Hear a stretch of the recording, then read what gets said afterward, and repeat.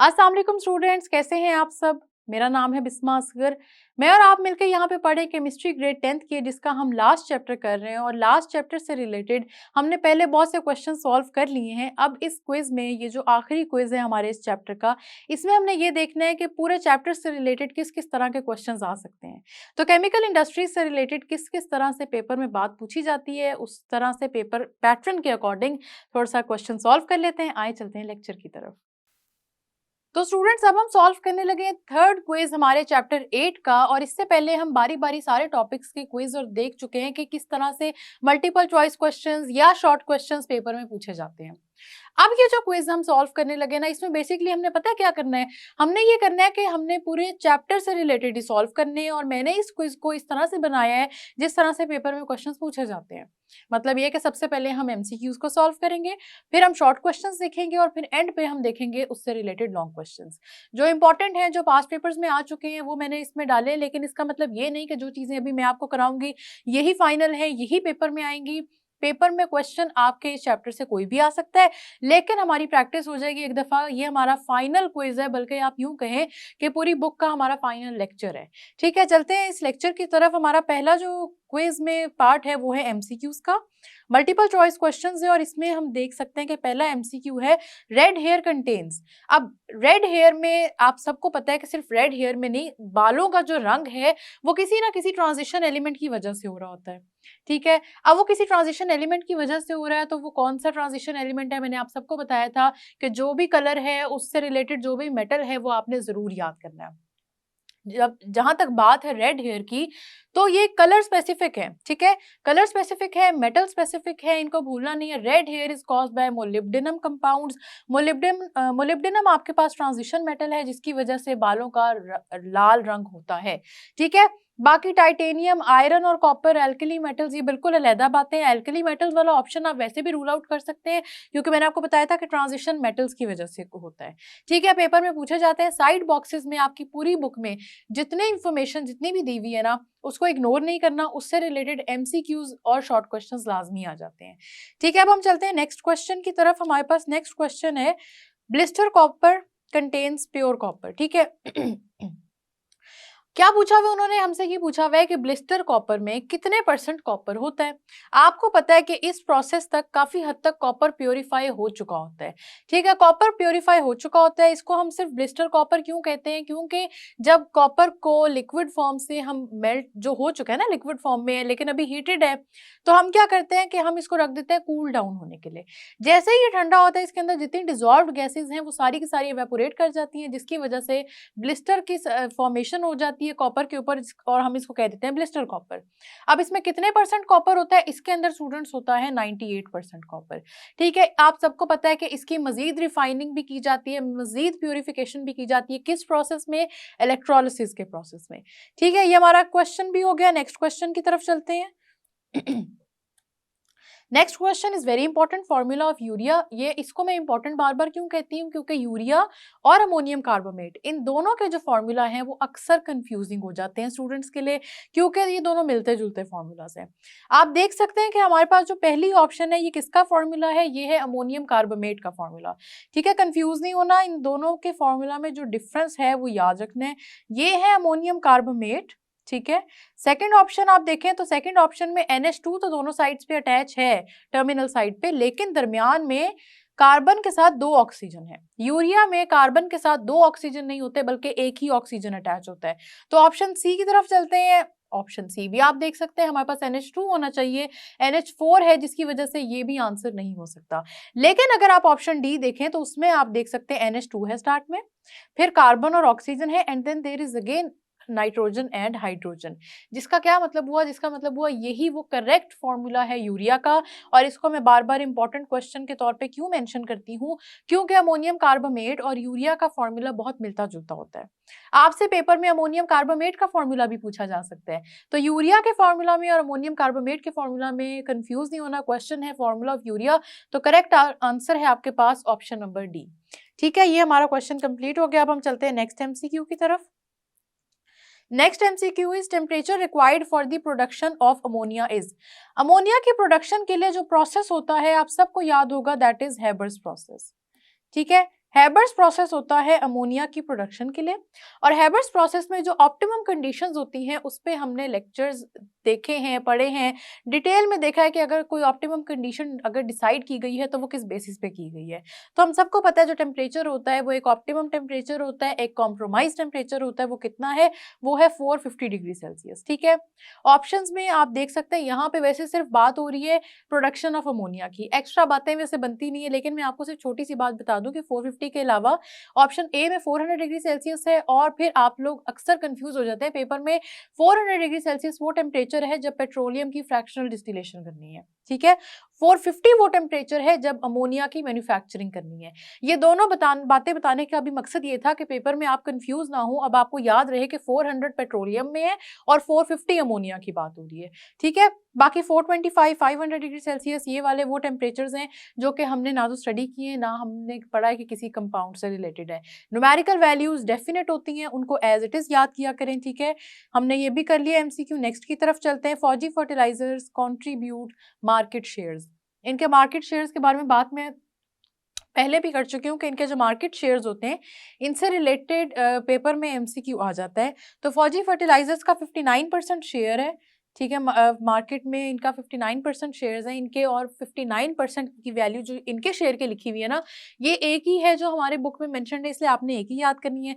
बाकी भी हमने जो पढ़ी थी ना कंपनीज, उनके कोई शेयर्स हमारी बुक में मेंशन नहीं है, इससे आपको याद करने की जरूरत भी नहीं पड़ेगी। 59% का जो फिगर है ये आपने नहीं भूलना। ठीक है, नेक्स्ट एमसीक्यू की तरफ चलते हैं, composition of petroleum ether is.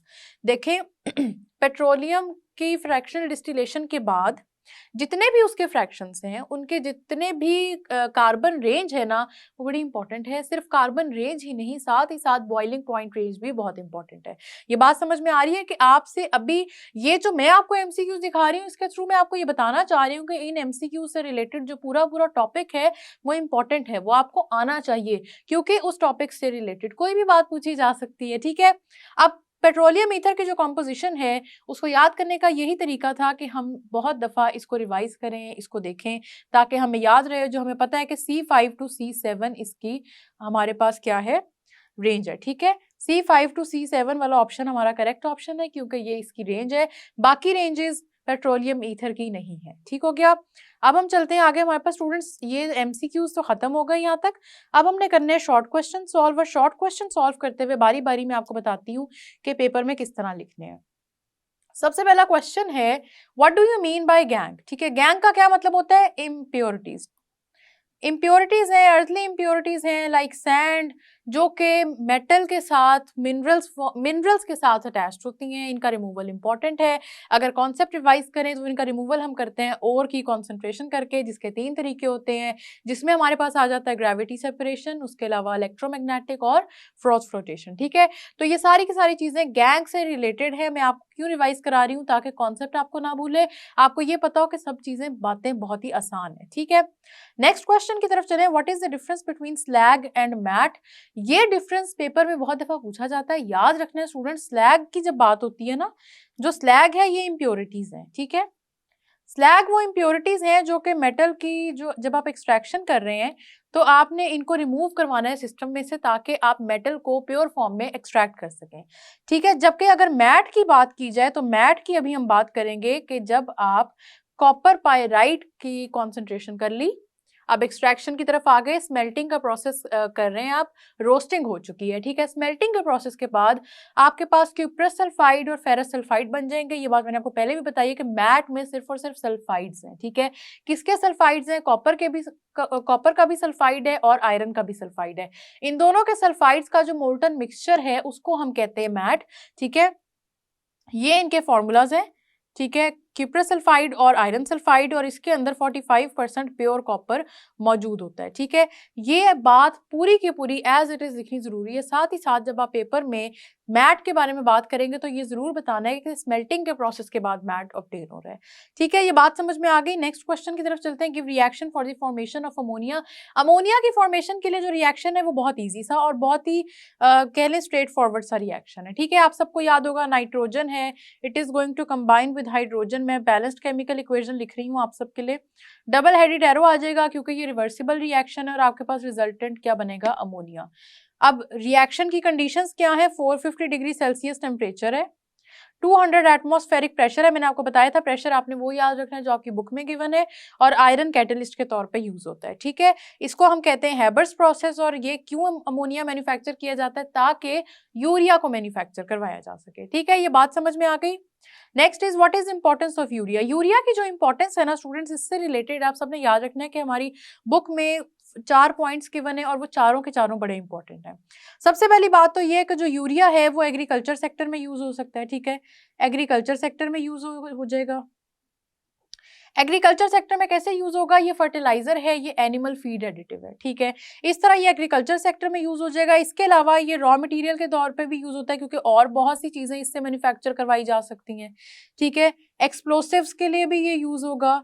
और एक्सप्लोसिव्स के अलावा स्टूडेंट्स आपने याद रखना है कि इसको ऑटोमोबाइल इंजन्स में भी यूज किया जाता है। ठीक है, ऑटोमोबाइल इंजन्स क्यों यूज किया जाता है ऑटोमोबाइल इंजन्स में, ताकि नाइट्रोजन के जो ऑक्साइड्स हैं जो कि पॉल्यूटेंट्स बन जाते हैं उनकी प्रोडक्शन को कम किया जा सके।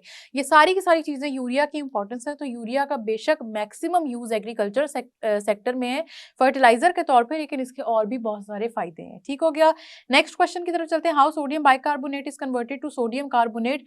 सोडियम बाइकार्बोनेट आप सबको याद होगा कि ये किस प्रोसेस की बात हो रही है, ये बात हो रही है आपके पास सॉल्वेज प्रोसेस की।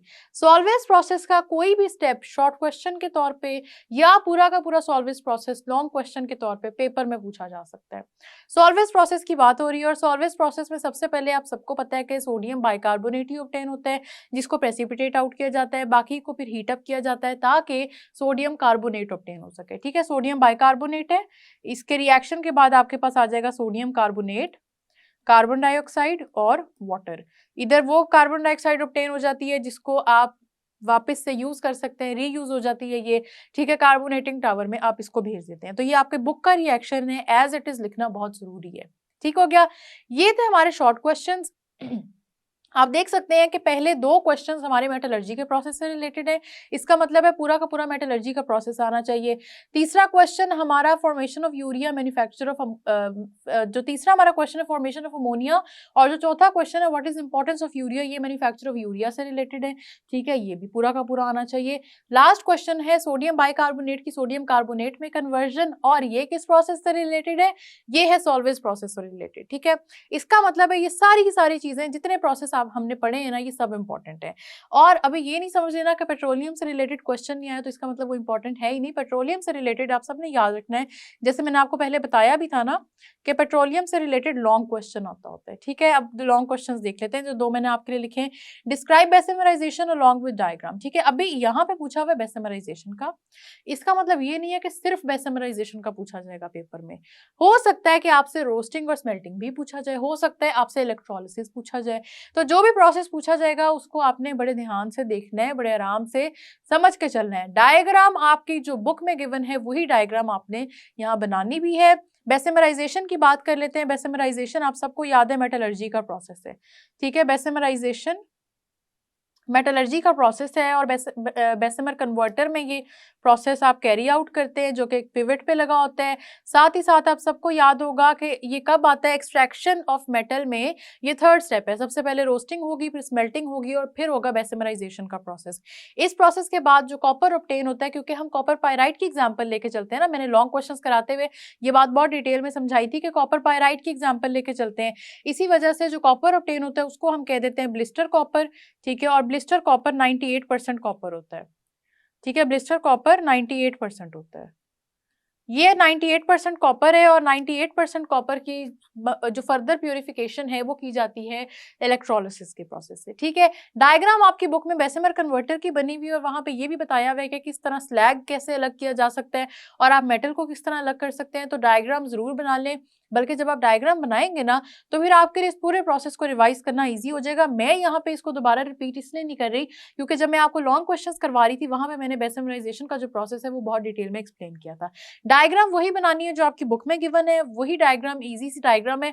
आपने क्या करना है, सबसे पहले अभी जब इस क्वेश्चन को सॉल्व करना है ना, तो उस बेसिमर कन्वर्टर की जो डायग्राम बुक में गिवन है उसको बनाएं, और साथ ही साथ जब उसको लेबल कर रहे होंगे तो फिर पूरे प्रोसेस को बोल के रिवाइज करें। इस तरह से आपको प्रोसेस याद हो जाएगा, बस उसके बाद आपने स्टेटमेंट्स बनानी है और आपका क्वेश्चन हो जाएगा कंप्लीट। ठीक है, नेक्स्ट क्वेश्चन देख लेते हैं, कौन सा, right a note on fractional distillation of petroleum.